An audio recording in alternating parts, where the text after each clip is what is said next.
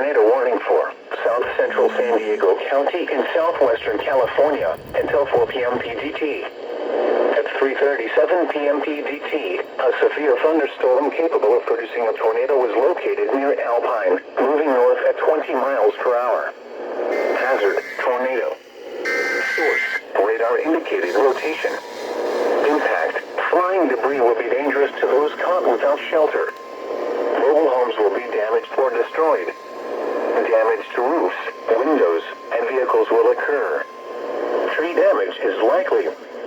Locations impacted include Alpine, Cuyamaca, Rancho State Park, Descanso, Skye Valley, Captain Grande Indian Reservation, Viejas Indian Reservation, Japatul Valley, Boulder Creek, Barrett Lake, Guatay, and Jamul.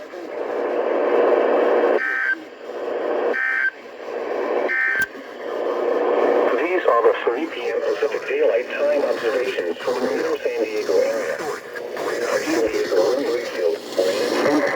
Flying debris will be dangerous to those caught without shelter.